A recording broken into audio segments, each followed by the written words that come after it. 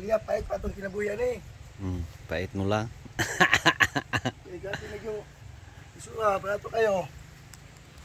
Okay, so good morning guys.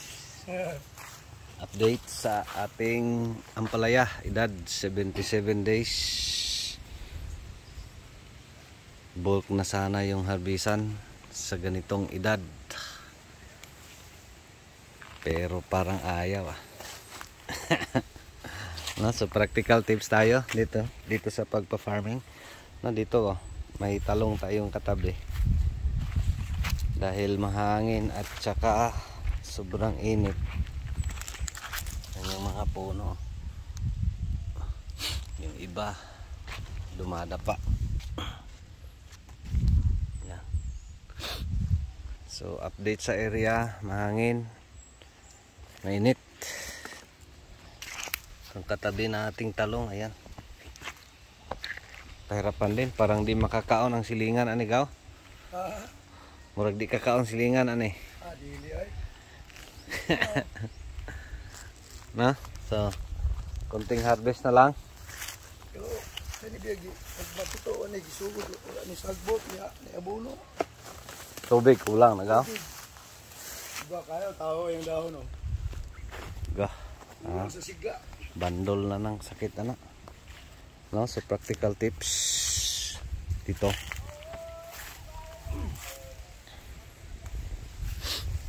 Paano makasurvive tuwing mura? No? Again, harvest natin konti-konti. Tapos considering pagpapatubig, malaking bayarin. Paano nga ba tayo makasurvive niyan? No? So ano mga tips natin paano makasurvive tuwing mura yung presyo? So again, ulitin natin sa ganitong edad, bulk na sana yung harbisan, 70 plus days, 77 days. Pero again, yung area natin bitak-bitak na dahil mahangin tsaka mainit. Shout out ni Durad. Tapos yung tanim natin, uhaw. Ito mga ganito, nalalanta. Dito fungus, kulang sa tubig. Agi walay bunga Durad.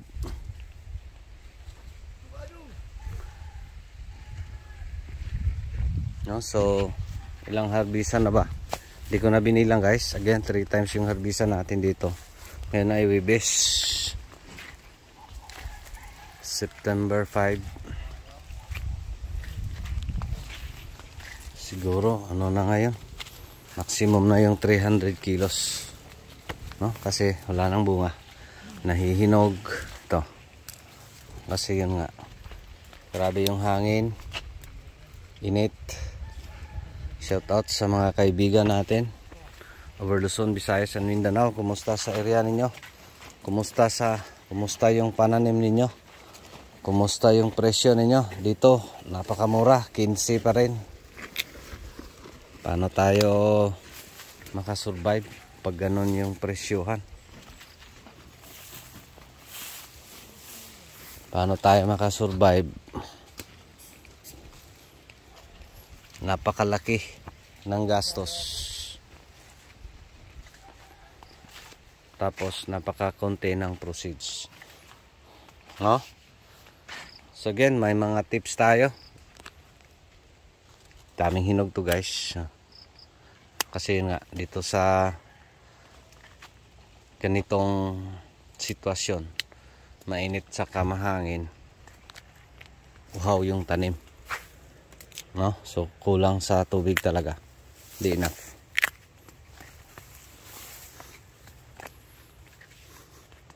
No? Kumusta yung presyo sa inyo?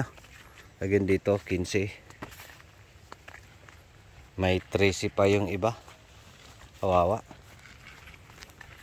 No? So anong mga ginagawa natin para makasurvive? So number 1 yung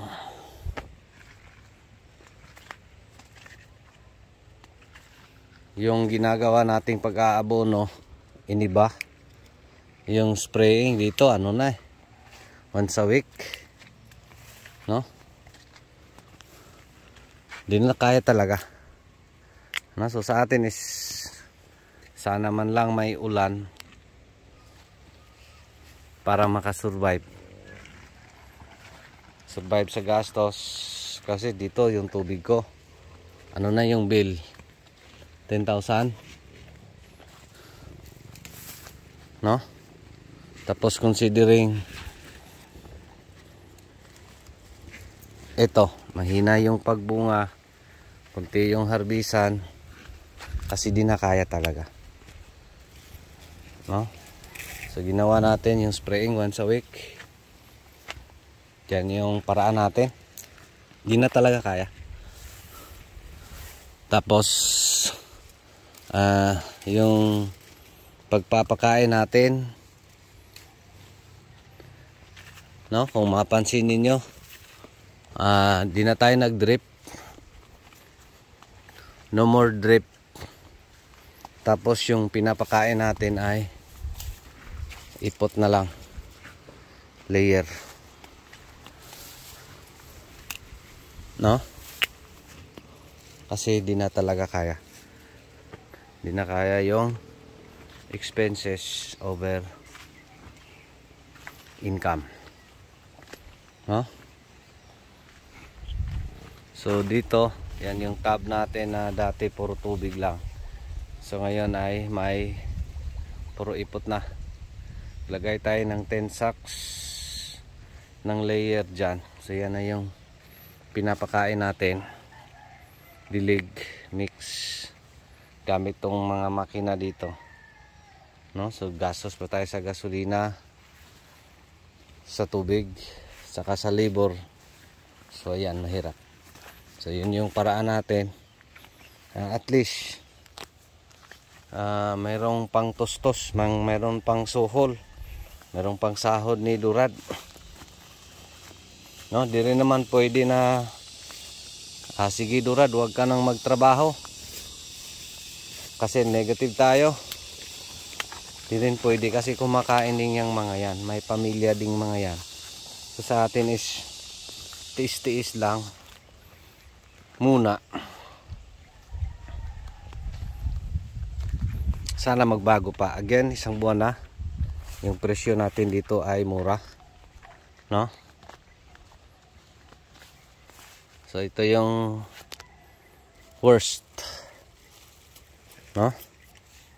Marami kasing nagtatanim, no? Ngayon wala na tong chance na tataas pa, considering dito lang sa area namin yung walang ulan. Yung ibang mga areas ay maganda yung tempo, no? So in short, maganda yung harvest nila. Tapos ngayon, kung mapansin niyo dito sa Ampalaya, I don't know kung na-experience niyo ba, less lang yung mga problema. Dito maski once a week tayo nag-spray, kung may uod man ay napaka minimal, no? In short, maganda ito yung season kasi galing sa El Nino, no? So tapos boom, ito magandang tempo sa ibang area. Dito sa atin ang problema is wala talaga, no? So ginagawa natin, dinidiligan natin yung mga ipot, no, para abono, bilang abono. Marami yan. Naglagay tayo dito ng 300 sacks, no, para di na tayo mag-commercial pa. 350 sacks. Yan yung inilapag natin gilid by gilid. So yan na yung paraan natin paano makasurvive, no? So dito again, uulitin natin, pag may presyo, pwede pa natin tong pasiglahin, no? 77 days, bata pa, pwede pa natin tong paramihin with God's grace and God's blessings, provided may ulan. considering ganito yung sitwasyon ng panahon sa area natin, wala na. Mahirap na talaga. No? So konting harvest, again 3 times pa rin tayo. So this week, ano lang, konti lang yung nakuha natin. Last Tuesday, nasa 600 plus kilos, no? Tapos ngayon marami na yung 400 kilos siguro. Tapos next ngayong Sabado, kasi 3 times tayo mag-harvest, so at least nasa ano siguro, di na aabot ng 1,500 kilos yung makuha natin dito, considering daming mga nahihinog. Yan, no? Kasi uhaw talaga, no? So yan lang yung paraan natin paano makatipid sa pag-manage, paano makasurvive. Again, proactive lang tayo, kasi pag puro pangit yung mga nakikita natin, anong gagawin? Di naaalagaan talaga. Again, sa akin, I still have to wait until ano na lang yung hinihintay ko. Pag hindi na talaga aangat yung presyo in 2 weeks time, susuko na ako, no? Kaya ginawa natin, nagtatanim na tayo ng bago, kasi mahirap habulin to, mahirap talaga, kasi laki yung gastos, tapos wala. So ngayon gagawin natin, ang ginagawa natin is more on organic, no? Ipot lang, abono, yung spray natin na lang yung ginagamit ko dito, Mitomil, yung Wild Kid, no? Hindi na ako nag fungicides. Kaya ayan,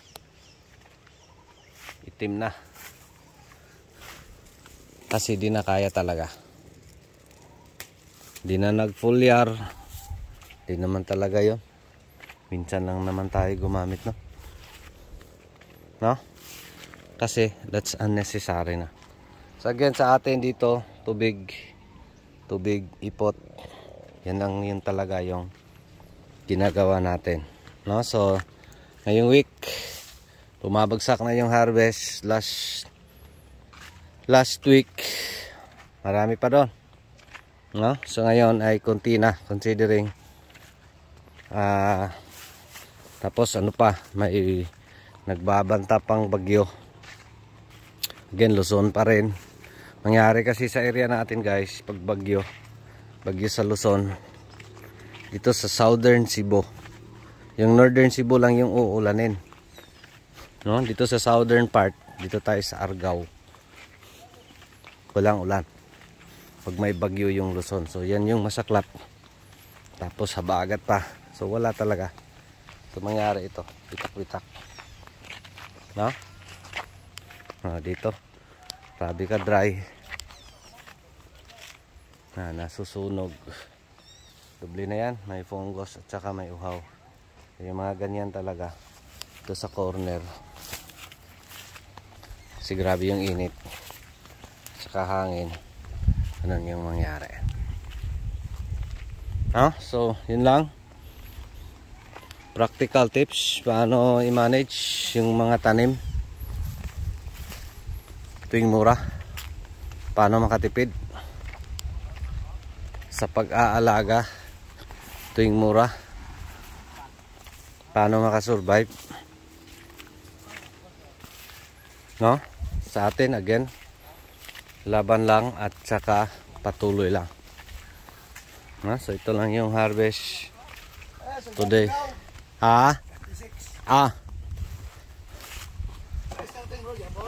Mora gyapon ka, mora gyapon lang balanse.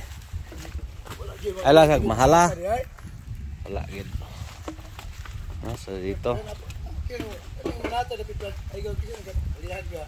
Ka, Mas manatad ba? daga na kapino katong mga lasaga. So yan yung harvest. Baka abot ng 400. Lampas. Ito na kayo boss. Taklay ng mga boss. 400 lampas. Rights na. Gamit dyan di boss. Yeah, go. Sigaw. No, so yun lang. Maraming salamat. Ito pa rin si Jupila Farmer. Anak. Imatoy ang farmer nga gwapos. Ito. May kahibalo. Pa nagsabak kay manoon pa ko. Salamat. And God bless. Thank you. Thank you, Lord.